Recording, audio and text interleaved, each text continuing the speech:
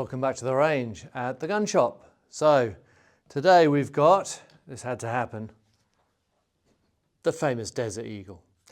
This one is in a satin finish.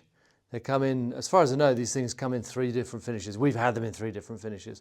They come in gold plate, the stainless steel and the satin finish. And this is the brushed satin. And I like this. Out of all the finishes, I like this the most. 2 different calibers that I know of, the 44, which is what this one is, and the 50 cal. Now, of course, everybody talks about the 50 cal because it was, one of the bigger calibers that ever came out. But the ammos are expensive and we found it very difficult to get. On the other hand, 44, very easy to get and relatively decent value. Now, this is a single action pistol, hammer action, okay? You can't, no double trigger action there. There's if you look carefully there, there's your safety. There we go, that's safe. Sorry, that's fire, that's safe, there we go. How the trigger is. Yeah, actually trigger's really nice actually.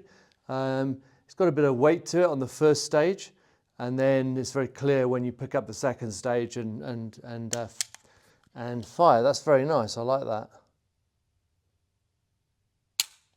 Okay, magazine release, very standard. This one, I don't know how many rounds you get in here, 8 it says on the side. We'll give that a whiz. And it's got a rail here, Picatinny rail, where you can stick an optic on or a laser or whatever takes your fancy. It's not really a practical gun. I mean, if you had one in your house for self-defense and somebody broke into your house, yeah, it would definitely do the job. But for anything else, it's quite impractical. It's quite heavy, a few kilograms, maybe 2 or 3 kgs. The sights are quite nice, quite defined, quite nice. Now, because this is a brand new gun, takes a bit of an effort to cock. And then your slide release is here, as is most pistols. This one's quite stiff. Yeah, let's give this a go and see how we go. We did a review the other day of 3 massive revolvers, so this fits sort of into that big caliber type of genre.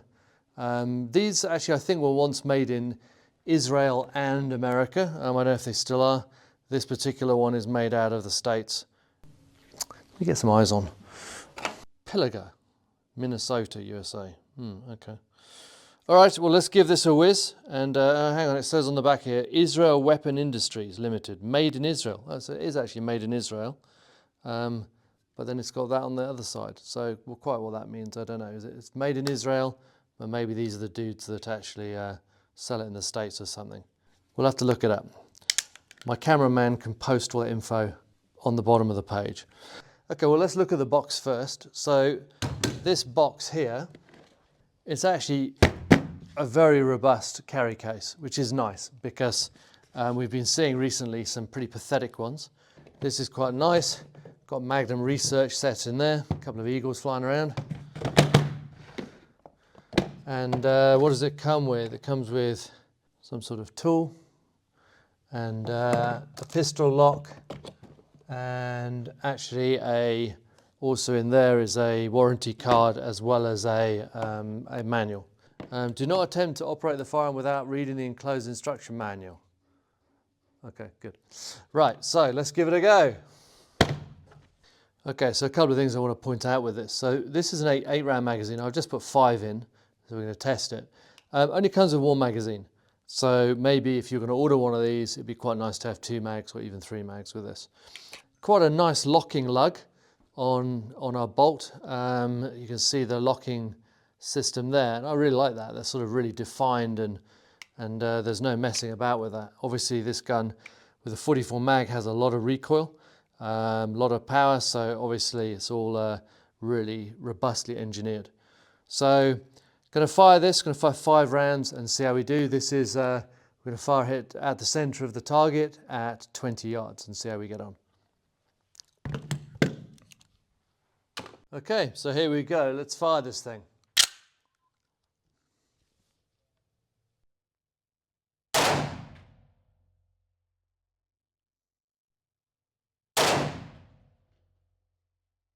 So a lot of noise. The recoil's not too bad because the weapon is quite heavy. So it's actually okay, recoil-wise.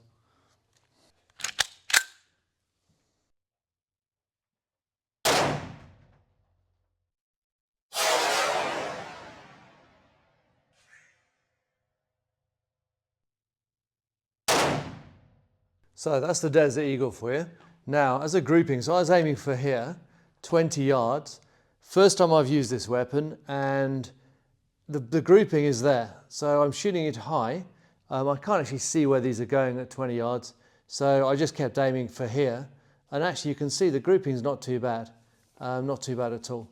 So with a little bit of practice and obviously adjusting for to bring the line down, then yeah, this would be, you know, it's quite a nice gun actually. I mean, it's impractical in many ways, unless you want to shoot through a wall and shoot somebody through a wall or something. As far as the sights go, they're not adjustable in any way. They are fixed. I'm sure you can change them out for some sort of other sight, perhaps an aftermarket sight that allows you to adjust them. So these ones on here, this is the stock standard gun. You have to actually adjust accordingly. Yeah, I mean, it's not bad. It's a huge recoil on this. They're not recoil, sorry, percussion. So really you feel that. But as far as recoil goes, it's not too bad. Now I've got an old Canon printer here, which we're going to shoot with this and see how the Canon printer stands up to the 44 Desert Eagle. I'm guessing not very well.